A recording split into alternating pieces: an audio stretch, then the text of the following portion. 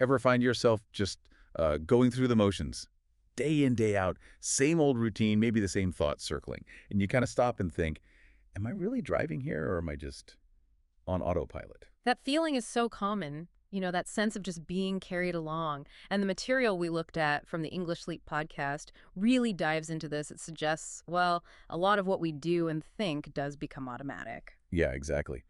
Which leads us straight into our deep dive today.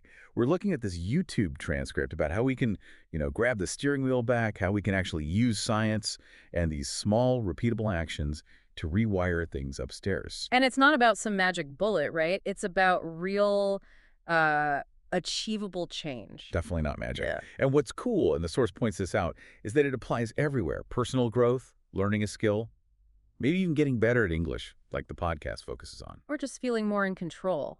It's all rooted in how adaptable our brains actually are. It's not some special trait for a few people. It's fundamental. Right. So our goal here, digging into this English Leap transcript, is to pull out those practical bits, to make the brain science stuff, understandable and, more importantly, usable for you right now, helping you be the architect of your own mind, basically. Okay, so where do we start? Maybe with that big myth that often holds people back, this idea that we're just hardwired. Oh, yeah, this is just how I am That's excuse. exactly like our brains are these fixed machines we got at birth. But the transcript really pushes back on that. It talks about neuroplasticity. Which sounds complicated, but the idea is pretty amazing. It really is. The transcript uses this great analogy. Think of your brain like a living garden, constantly changing your thoughts, your actions, your feelings.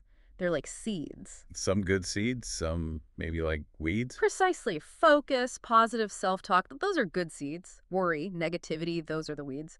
And neuroplasticity means this garden is always being reshaped. New connections forming, old ones getting pruned. Based on what we do and think and feel, whether we're paying attention or not, it's happening. And that's the crucial part. If you're not intentionally tending the garden, it still changes, but maybe not in the way you want. The big takeaway here is you're not stuck. You are, as they put it, sculptable. Intentionality. That's key. Okay, let's connect that to another big point from the source. Yeah. This whole action versus motivation thing, we all do it, right? Like wait to feel like doing something before we start. It's such a common trap. I'll go for a run when I feel motivated. I'll study when I'm in the mood. But the neuroscience often shows it works the other way around. Action first, then motivation. Often, yes. The transcript explains it like this.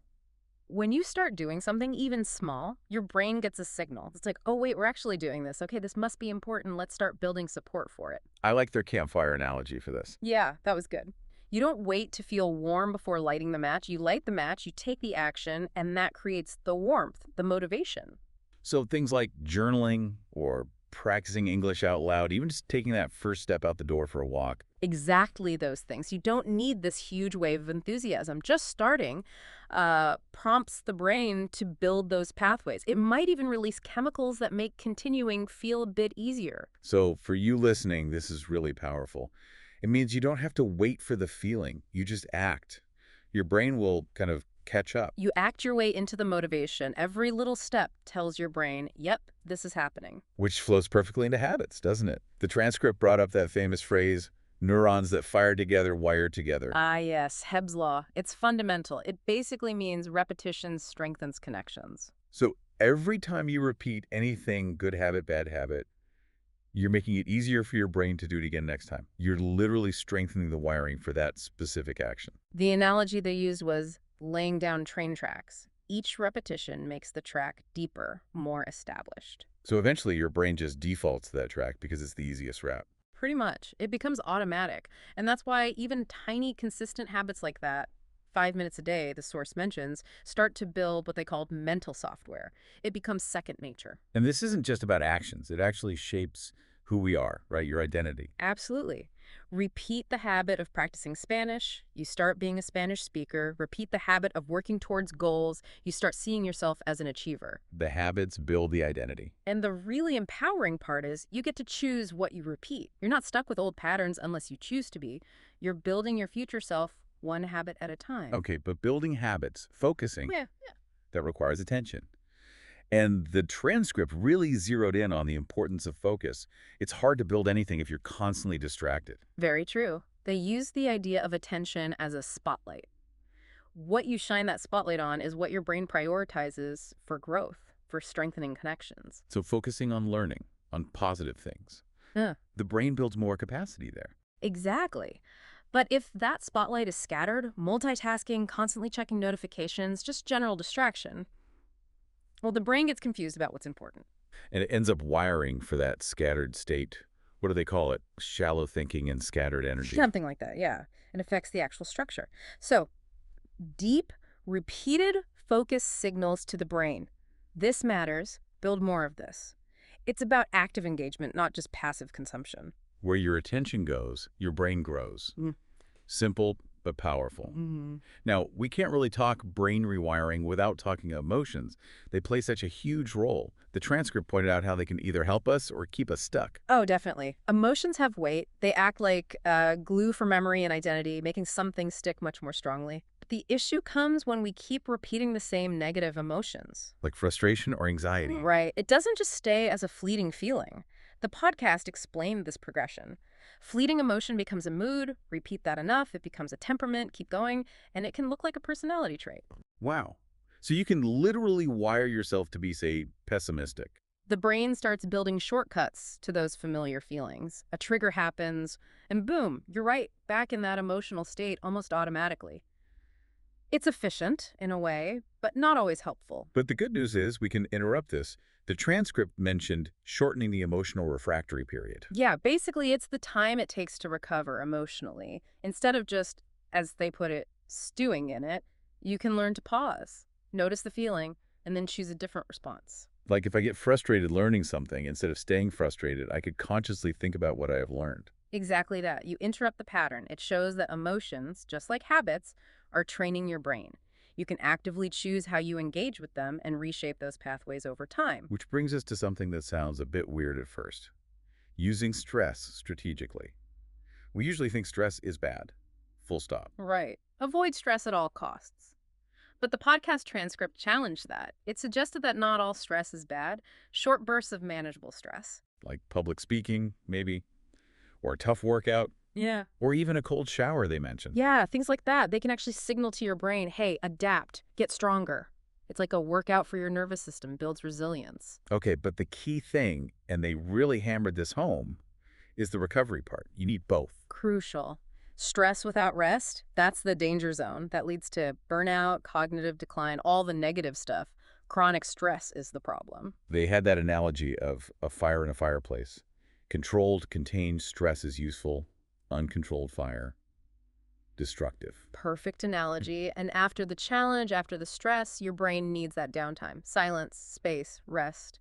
That's when it integrates the learning, makes sense of things. Which leads us neatly to the most underrated player in all of this, according to the source, sleep. Oh, massively underrated. We treat it like a luxury, the first thing to go when we're busy. But the transcript was crystal clear. It's a biological necessity for brain transformation, not optional. They use that great image. Doing everything else right. Habits, focus, stress management, but skipping sleep. It's like planting a garden and never watering it. Nothing's going to take root properly. So what's actually happening when we sleep? It's not just blank time, right? Far from it. It's like the brain's cleaning and construction crew comes in.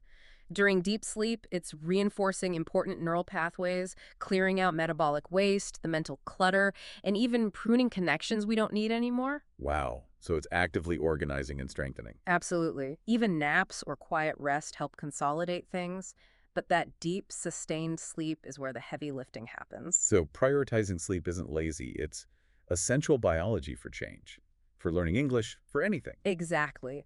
Real change, real learning locks in when your brain gets that space to settle, sort, and strengthen. And that happens primarily during rest. Okay, as we went through this transcript, there was great vocabulary in there, useful stuff, especially for English learners, but also just for understanding these ideas better. Yeah, the source helpfully pulled out some key ones. Shall we quickly recap a few? Good idea. Run on autopilot, that's just doing things without thinking habitually. Flip the switch, making a sudden change. Bust the myth, proving a common belief wrong. Stewing in it, dwelling on negativity. We talked about that one. We did. Under the covers just means in bed, sleeping, or resting. Prune away, getting rid of the unnecessary, like those unused brain connections during sleep. Lock in, making something permanent or secure, like learning. and catch up, like how the brain catches up after you start taking action. They're the more technical ones. Neuroplasticity, the brain's ability to change, Yeah. refractory period, that emotional recovery time. Intentional, doing something purposefully. Underrated, not valued enough, like sleep often is. And cluttered disorganization, like the mental stuff cleared out during sleep. Right. Good list. Thinking about how you might use some of these phrases is a good way to make them stick. Definitely. Okay, so wrapping this up, the big message from this deep dive into the English Leap podcast seems incredibly hopeful, really. It is. Your brain isn't fixed. It's constantly changing, and you have a real say in how it changes. So we really hope you take some of these ideas and, try them out. Small steps, consistent actions. Maybe focus your attention differently, or choose a different emotional response, or just seriously protect your sleep. Connect it back to what you want, personal growth, learning that language, just feeling better day to day.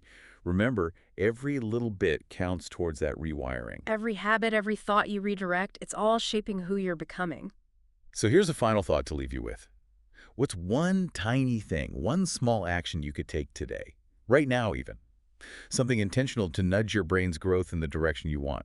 How does that one small action tend to the garden you're cultivating?